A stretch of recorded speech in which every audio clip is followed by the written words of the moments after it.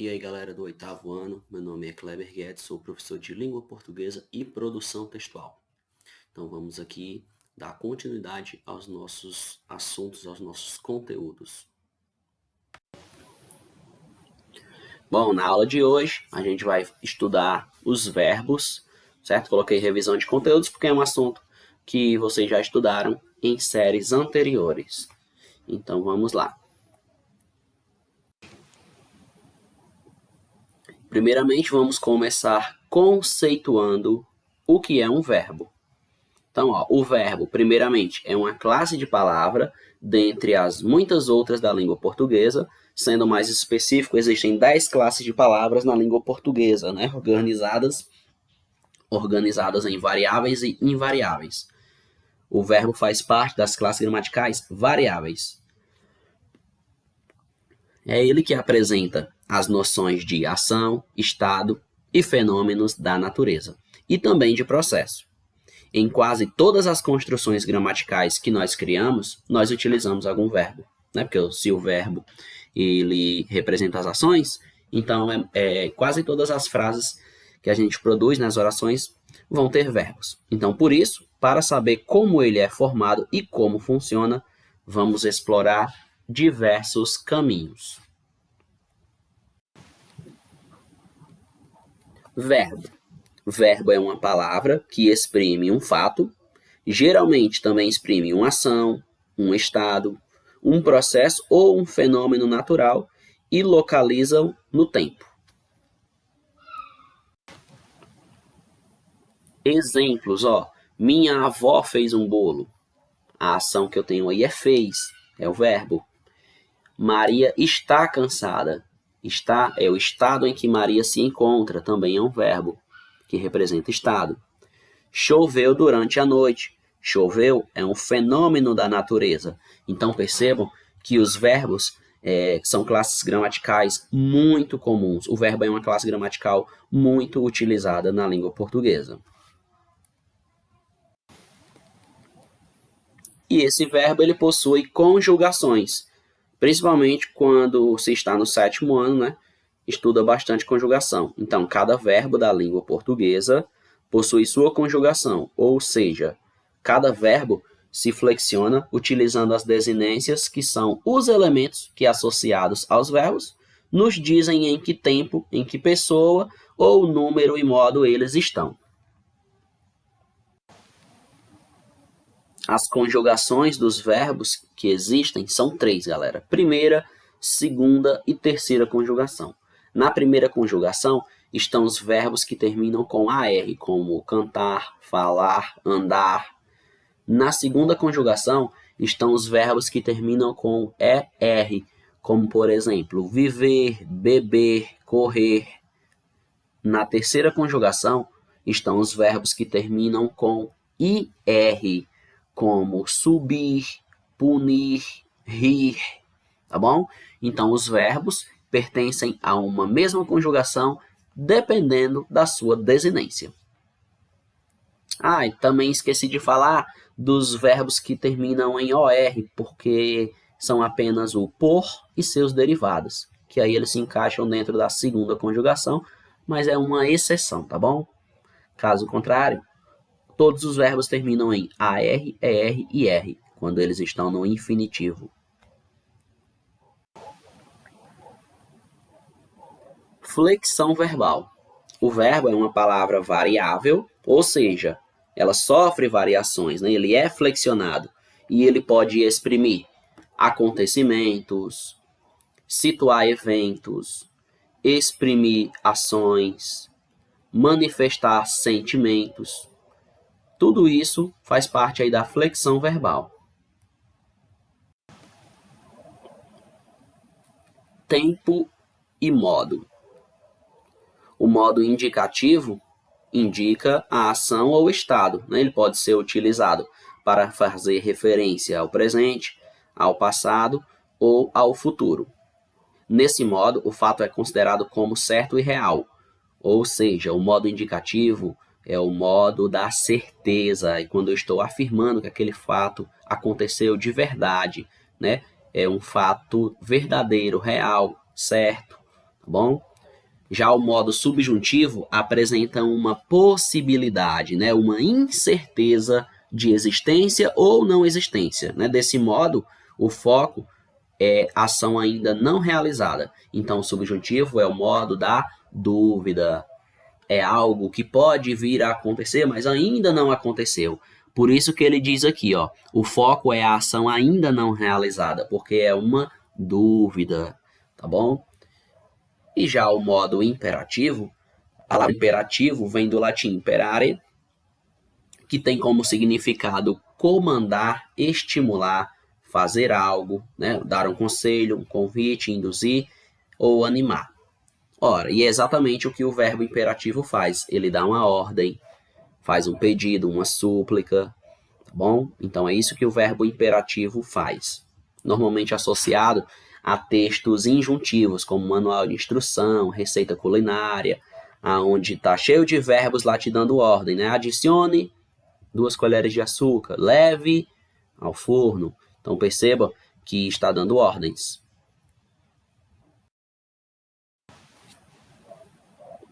Vamos ver aqui alguns exemplos, ó.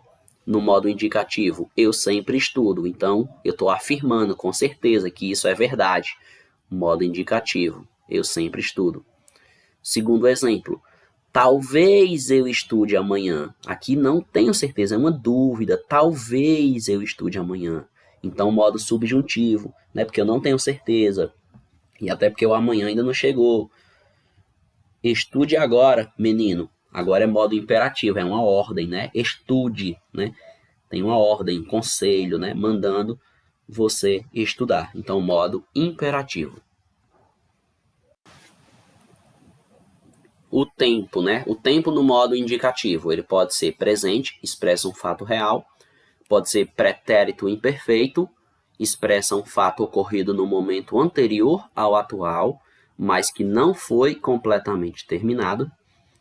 Tem o modo indicativo no pretérito perfeito, que expressa um fato ocorrido no momento anterior ao atual e que foi totalmente terminado, né? A ação já foi concluída. Tem o pretérito mais que perfeito, que expressa um fato ocorrido antes de outro fato já ter terminado, né? De novo, o pretérito mais que perfeito expressa um fato ocorrido antes, né, de outro fato já terminaram. Por exemplo, galera, o mais que perfeito, cantara, falara, andara, havia cantado, havia falado, havia andado. Futuro do presente enuncia um fato que deve ocorrer num tempo vindouro com relação ao momento atual, ou seja, um futuro próximo, né? E futuro do pretérito enuncia um fato que pode ocorrer posteriormente a um determinado fato passado. Então, esses são os tempos verbais do modo indicativo. Agora, o tempo verbal do modo subjuntivo. São só 3. O presente, que expressa um fato que pode ocorrer no momento atual. O pretérito imperfeito, que expressa um fato passado, mas posterior a outro já ocorrido. E o futuro, que enuncia um fato que pode ocorrer no momento futuro em relação ao atual. E, por fim, temos o tempo no modo imperativo. Então, olha, muita atenção. O imperativo, ele é indeterminado em tempo, né? Supõe-se que, como se trata de uma ordem, a ação se dará no futuro, e até porque você não dá uma ordem para você mesmo, tá bom? Modo indicativo. Vamos ver exemplos aqui, ó, dos tempos verbais. No presente, eu canto, tu cantas, ele canta, nós cantamos, vós cantais, eles cantam. Pretérito perfeito. Eu cantei, tu cantaste, ele cantou, nós cantamos, vós cantais, eles cantaram. Pretérito imperfeito. Eu cantava, tu cantavas, ele cantava, nós cantávamos, vós cantáveis, eles cantavam. Pretérito mais que perfeito. Eu cantara, tu cantaras, ele cantara, nós cantáramos, vós cantareis, eles cantaram. Futuro do presente. Eu cantarei, tu cantarás, ele cantará, nós cantaremos, vós cantareis, eles cantarão. Futuro do pretérito, eu cantaria, tu cantarias, ele cantaria, nós cantaríamos, vós cantaríeis e eles cantariam. Modo subjuntivo. Vamos ver a conjugação do tempo verbal. No presente, que eu cante, que tu cantes, que ele cante, que nós cantemos, que nós cantemos, que eles cantem. No pretérito imperfeito, se eu cantasse, se tu cantasses, se ele cantasse, se nós cantássemos, se nós cantássemos, se eles cantassem. No futuro, quando eu cantar, quando tu cantares, quando ele cantar, quando nós cantarmos, quando nós cantarmos novamente e quando eles cantarem.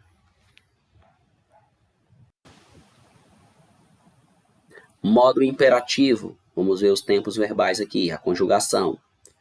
Presente do indicativo, ó. Eu canto, né? Aí agora vem a ordem, né? Para você mesmo, ó. Tu cantas, ele canta, nós cantamos, vós cantais e eles cantam. Agora, quando é imperativo afirmativo, né? Dando uma ordem afirmativa, não tem a primeira pessoa, que é como eu disse, né? Como é que você vai dar uma ordem para você mesmo?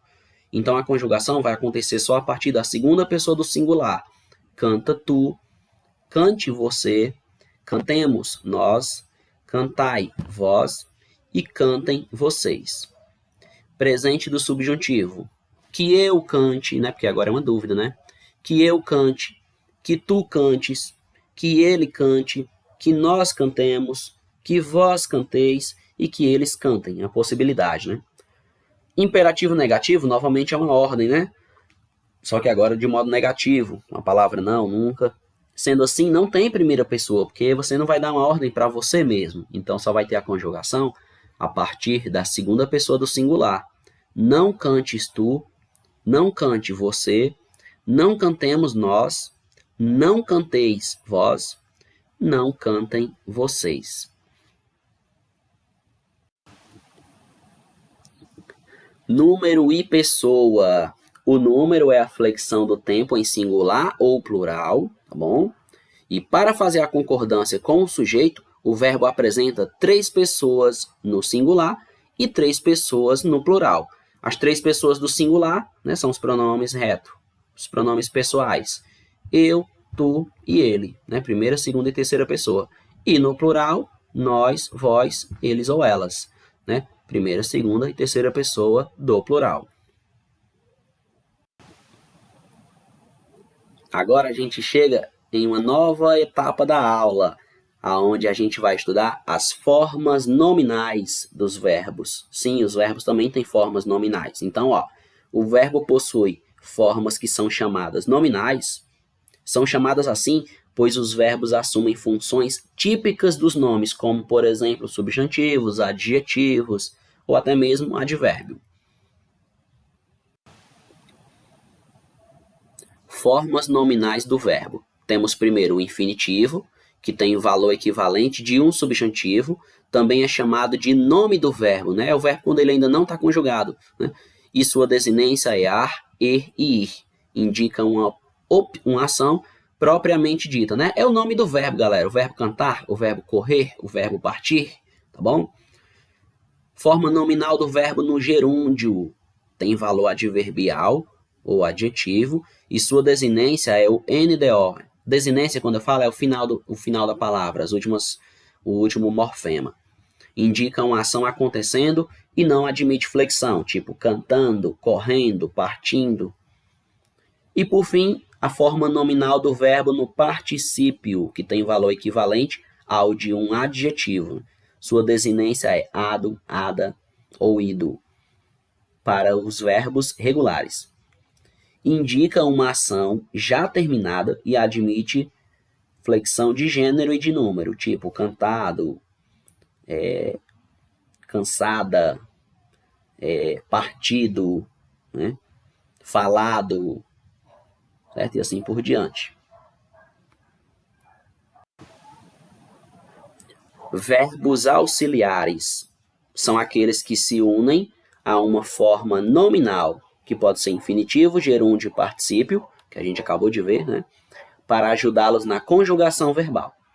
Quando há um verbo auxiliar e um verbo principal, numa forma nominal juntos, ocorre uma locução verbal. Locução verbal é quando a gente tem dois verbos que indicam uma única ação, galera. Exemplo de uso do verbo auxiliar. Nós temos o verbo principal.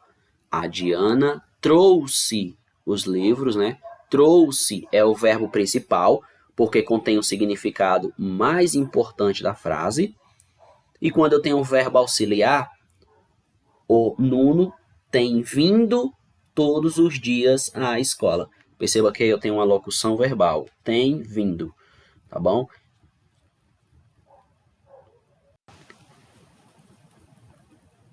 Falando ainda de locuções verbais. É constituída de verbo auxiliar ter, haver, ser, estar, começar, ir, querer, ficar, dever e mais outras que existem. Mais a forma nominal do verbo principal. Exemplo de locuções verbais, Você terá de estudar muito. Terá de estudar. É uma expressão onde vai ter um verbo auxiliar, um verbo principal, porém está falando sobre uma única ação de estudar. Estou comendo muito, apesar que eu tenho dois verbos, estou comendo, perceba que esse estou comendo é uma única ação, a ação de comer, de se alimentar. Então, quando dois verbos indicam uma única ação, eu tenho locução verbal. Mais exemplos. Eu ainda estava dormindo quando começou a chover. Locução verbal aí é estava dormindo. Quarto exemplo. Tenho feito todas as tarefas. Tenho feito. Apesar de que tem dois verbos aí, né, eles indicam uma única ação. Então, é um núcleo verbal só. Tenho feito. Locução verbal. Nas locuções verbais, o verbo auxiliar perde o seu sentido próprio, servindo apenas para, juntamente com o verbo principal, traduzir determinadas noções que os tempos simples, por si sós, não expressam. E nós chegamos agora na nossa última parte da aula, que é sobre as vozes verbais. Eu vi um filme sobre índios na TV. Será que é o mesmo que eu vi? O filme foi baseado em fatos reais? É esse mesmo, você gostou? Muito. Eu até me emocionei. Então, olha, quem é o sujeito da ação verbal? Fica aí a pergunta para vocês. E outra, quem pratica essa ação verbal? Galera, para a gente identificar, sempre você tem que primeiro identificar o verbo e fazer a pergunta para esse verbo. A resposta que você obtiver vai ser o sujeito e tudo que sobra vai ser o predicado. Sempre o predicado é a parte que contém o verbo, né? O predicado é aquilo que se diz sobre o sujeito. E o sujeito é aquele que pratica ou sofre uma ação verbal. Vamos ver aqui algumas frases, Neymar fez o gol. Quem fez o gol? Neymar. Neymar é o sujeito, fez o gol é o meu predicado. Então temos aí os termos essenciais da oração, sujeito e predicado. E temos outro exemplo, O gol foi feito por Neymar. Identifico a locução verbal foi feito e faço a pergunta para ela, o que ou quem? O que foi feito por Neymar? O gol. Então agora perceba que o meu sujeito aqui agora é o gol, certo? E todo o restante da oração vai ser o meu predicado. Então não obrigatoriamente a pessoa sempre vai ser o sujeito. Eu tenho que encontrar o verbo e fazer a pergunta para ele. Na primeira situação, Neymar foi o sujeito. Já na segunda situação, o sujeito foi o gol.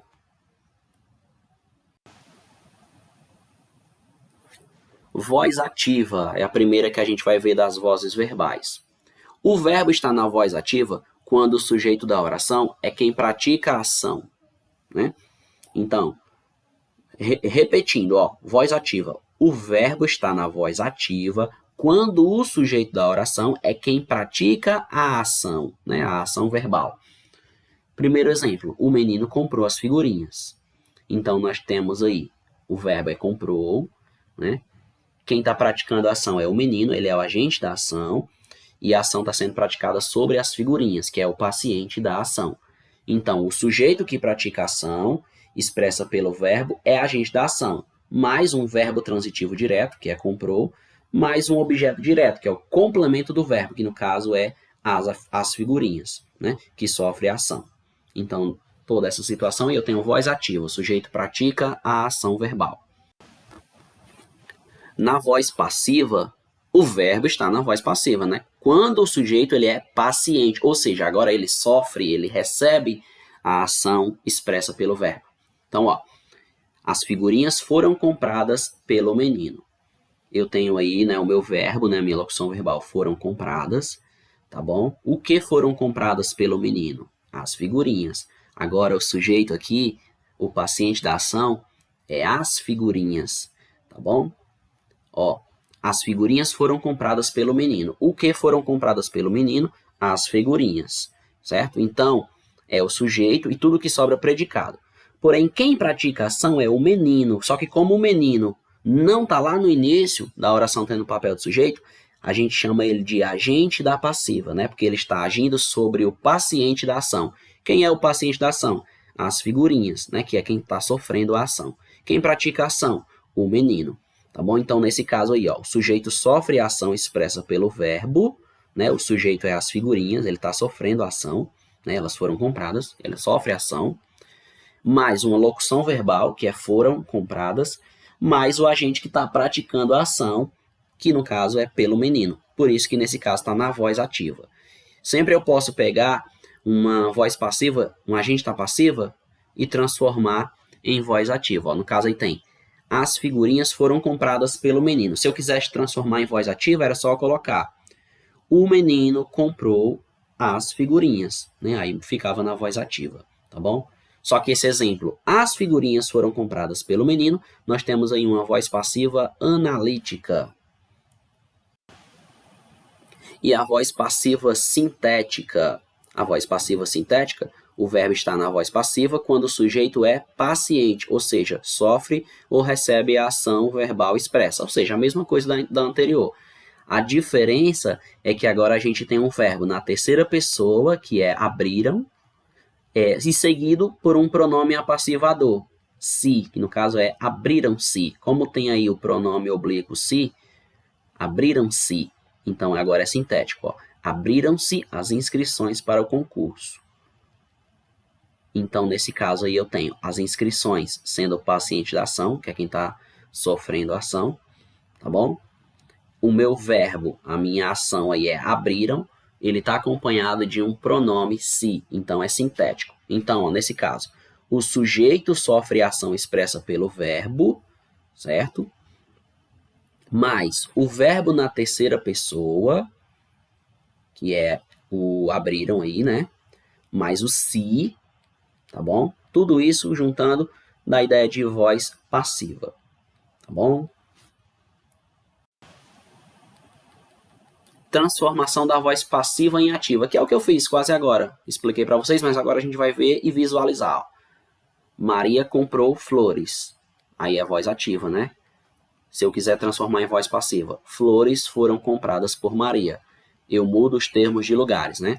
O sujeito da voz ativa passa a ser o agente da ação, né? Da voz passiva. O objeto direto da voz ativa passa a ser o sujeito da voz passiva. E o verbo, na forma simples da voz ativa, sempre se transforma numa locução verbal. Então, ó, Maria comprou flores, aí flores foram compradas. Então, o verbo comprou vira locução verbal, foram compradas. Sendo assim, eu transformo voz ativa em voz passiva, né? E o sujeito Maria, né? Em Maria comprou flores, passa a ser agente da passiva em flores foram compradas por Maria. A voz verbal, portanto, é uma categoria que indica se o sujeito é o responsável pela ação, ou seja, se ele é o agente, ou se ele sofre a ação, ou seja, se ele é o paciente. E por fim, nós temos a voz reflexiva. Ocorre a voz reflexiva se o sujeito é ao mesmo tempo agente e paciente da ação do verbo, ou seja, se ele pratica uma ação cujos efeitos ele mesmo sofre ou ele mesmo recebe. Clara penteava-se. Perceba que Clara penteia e está sendo penteada, né? Clara é o agente e paciente da ação. E o verbo é penteava, né? É um verbo pronominal por conta do pronome oblíquo se. Penteava-se. Então, nesse caso, o verbo na voz reflexiva ele é pronominal, isto é, conjugado com os pronomes oblíquos. Me, ti, si, nos, vos, si. Tudo isso é voz reflexiva. Atenção, para não confundir o emprego reflexivo do verbo com a noção de reciprocidade. Exemplo, os lutadores feriram-se um ao outro. Então, cuidado para não fazer essa confusão. Bom, e a atividade que fica hoje não é no livro de linguagens, no livro de português. Hoje é na gramática FTD, na gramática nova edição, tá bom? Na página 121, são 4 questões, apenas respostas, você passa para o seu caderno essas respostas e envia pelo Google Sala de Aula. Então é isso aí, galera. Nós vamos encerrando essa nossa aula por aqui. Então, tchau, tchau e até a próxima aula. Valeu!